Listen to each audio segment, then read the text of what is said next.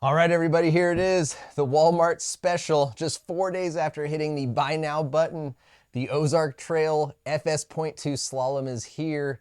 We got this bike and an insurance policy for $500. Heard a lot of big claims from some YouTubers out there. So let's get this thing built and see if a sub $500 Walmart bike is gonna hold up to our abuse. Let's go. All right, folks, so as I said a little earlier, I first saw this video this bike in a YouTube video, and it was one of the many mountain bike YouTubers out there, and then it kind of took me into a wormhole of Ozark Trail videos, right? And it seemed like there was a whole bunch of people out there saying some really amazing things about this 470, what was it? 450, I think it was $458 dual suspension mountain bike. So by the time we got our, I think it was a $38 insurance policy, got it shipped, all that sort of stuff. I think it took like 4 days to ship. I think we were at like $507 or something like that. So pretty impressive.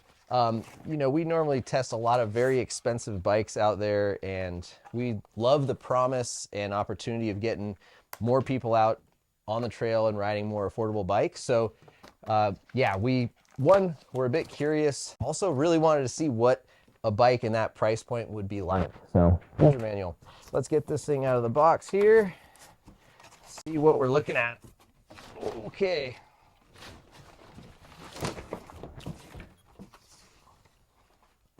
Timber. All right. Let me make a few more snips and we'll get it in the work stand. I guess worth noting here that there was a build option. So for people out there who don't want to build their own bike, they could have or pay a small upcharge. I think maybe it was like 99 bucks. Don't quote me exactly on that, but I think it was like $99 to have the bike built.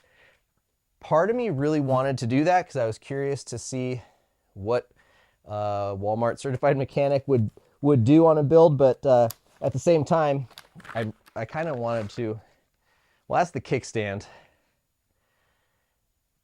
We're gonna just go ahead and toss that right now. If you think that was a mistake and we should have put that on, let me know in the comments, we'll save it. Yeah, I think while it would have been fun to have a Walmart bike build experience, I kind of wanted to see what it would look like coming out of the box and really let us touch this thing from day one. Alrighty, let's get this saddle or dropper post, not a dropper post. I'm used to saying dropper post. All right, we'll put this in our stand right here. Which way am I gonna frame this thing so you guys can see it best? The most unconventional and impractical way for me to work on it. That's the way. All right. Now, let me lift it here in the stand that costs more than the bike. All right. So, there we have our first look at the Ozark Trail FS.2 Slalom. Like I said, a bike under 500 bucks with a warranty, which I'm excited about testing. I mean, obviously we don't want to break any parts and we're not going to try to, but we're also not going to ride it like we're not trying to break parts. And we'll just see what this thing's all about. I'm excited to weigh this thing and see what it's all about. Couldn't really find any geometry numbers on reach, chainstay length, head tube angle, seat tube angle, any of that sort of stuff. So that'll be, I guess we'll try to figure that out, maybe put some numbers on here for the long-term review as we start working on that. So let's get this bar and stem situation sorted. What do we got there? Component box? Probably our plastic pedal. Yeah, so you got a set of plastic pedals. Quick release skewer. Seen one of those in a while. Skewer, that's a word I haven't used for a long time. Okay, wrenches and your reflectors to keep your roads safe and legal. So a couple of the key things and factors that that some folks talked about on this bike that I thought were interesting was a through axle out back. So that is pretty cool. There are a couple of neat features and things that shows that there was some thought behind the bike, right? It wasn't just like another dual suspension, Walmart mountain bike, so to speak. And the through axle out back was definitely one of them. That front axle, maybe not another, but again, it is a cost-effective fork. And part of what we're going to be doing in this series, if we'll call it that, is we're going to kind of talk about really the value proposition of this bike. Can I do that? Has that been done right? There we go. There's other bikes that are out there on the market, and one that we're namely going to be getting into test is a Polygon Siskiyou D5. That bike's $799. That bike comes with hydraulic disc brakes, better drivetrain, I would say. It's got Centaur suspension front and back, whereas this has just a kind shock coil on the back. So I think they're, for the extra couple $100, if you're someone who's really thinking about actually mountain biking and turning this into a hobby, might be worth spending a couple extra $100 up front, because as some of those other YouTube creators have shown, they're already upgrading these bikes, right? I mean, just getting better tires is going to run you another $150 at minimum. And then if you want to do a fork, a stem, I mean, the brakes, I would say, is probably one of the first things that need to get upgraded for like aggressive riders. And you still only got a 9-speed Shimano Q's drivetrain, which Shimano Q stuff is really great and it's affordable and works well. But the fact that you're dealing with a 1x9, whereas, a little bit more on that Polygon will get you some little bit better gear range. So yeah, there'll be a few things that we're going to be evaluating and talking about. And of course, the ride quality of the bike, right? Like, there were some people that said this thing rides really surprisingly well, and we're excited to find out if that's actually true. So let's keep getting this thing buttoned up here, get the bars in a decent spot. One thing that I will say that looks pretty cool is you've got this kind of a crosshair system with a lot of like aids, guides, however you want to call that, I guess, to help you get the bar lined up. So that's actually something that's really neat. Props for making that happen. I think that's pretty cool. What's that? There you go. I like that. Very cool. All right, so we got that in there. Boom. Next up, I guess we get the front wheel in.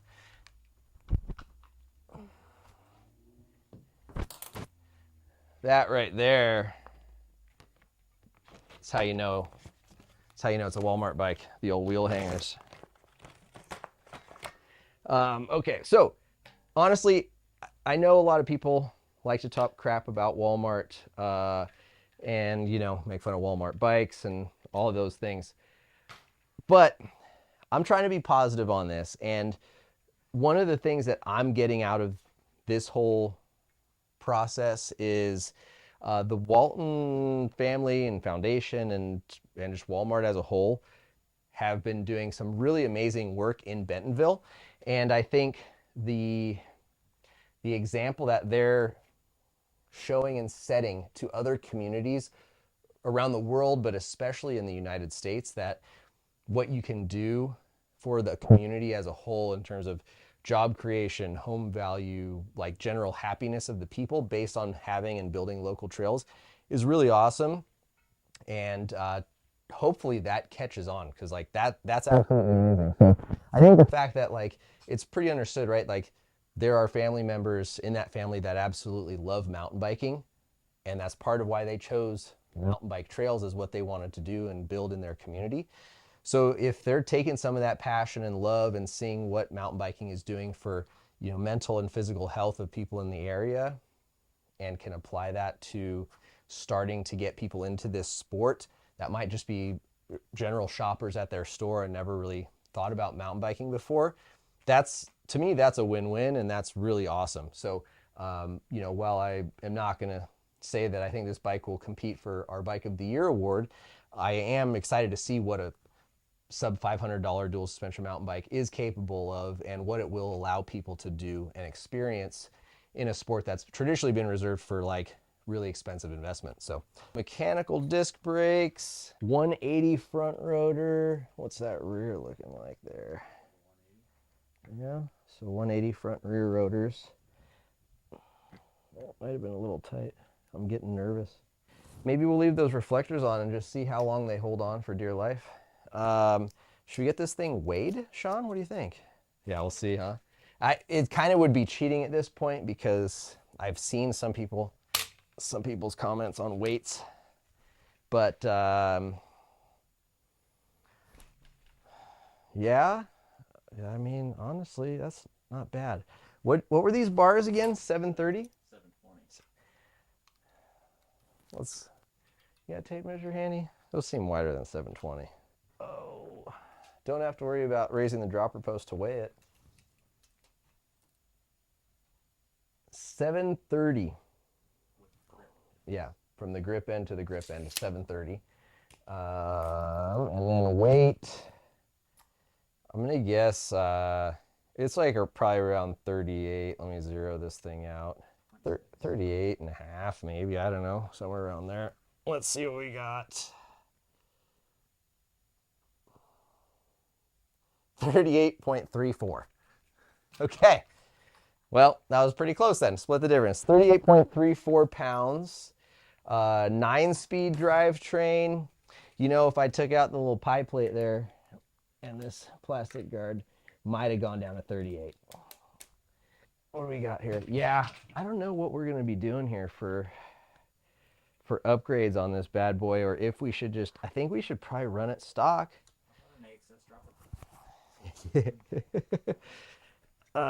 Oh boy, yeah. That's nice and plush. I gotta say the reach feels kind of long.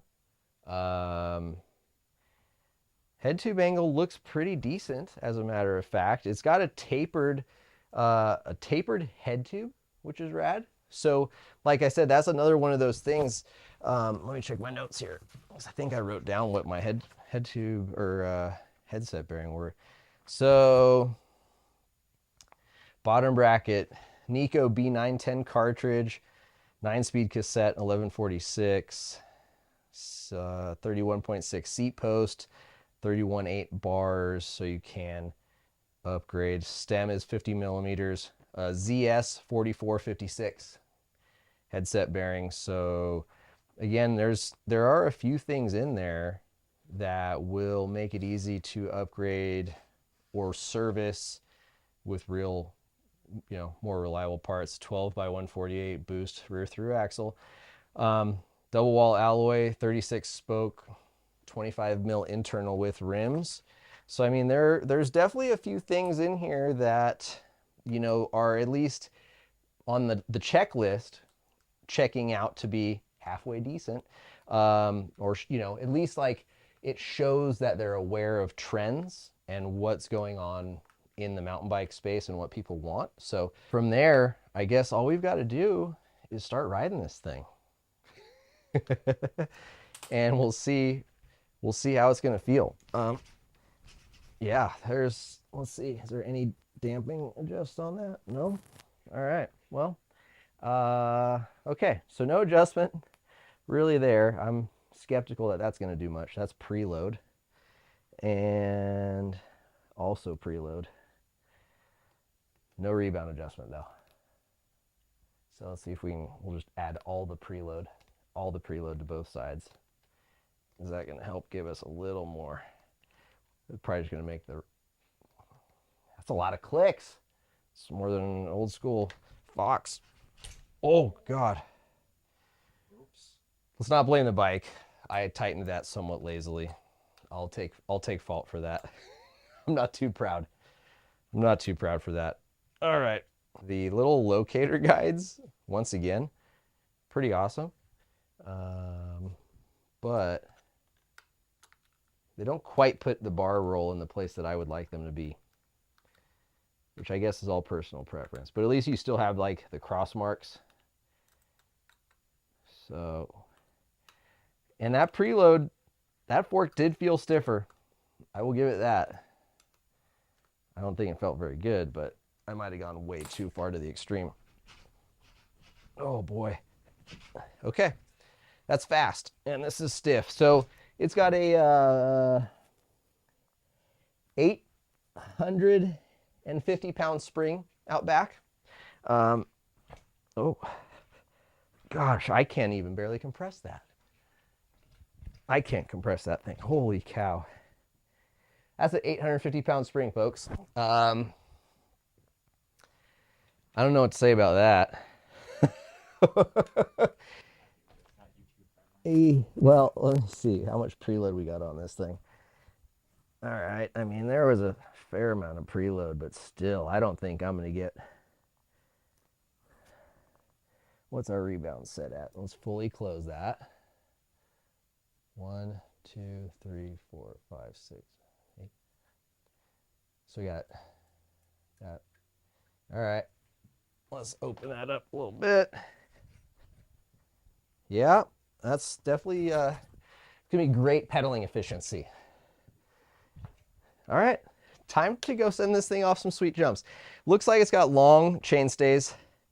Head tube angle looks surprisingly slack. I'm not going to lie. Like, this is a 120 travel. So sorry, 120 millimeters of travel.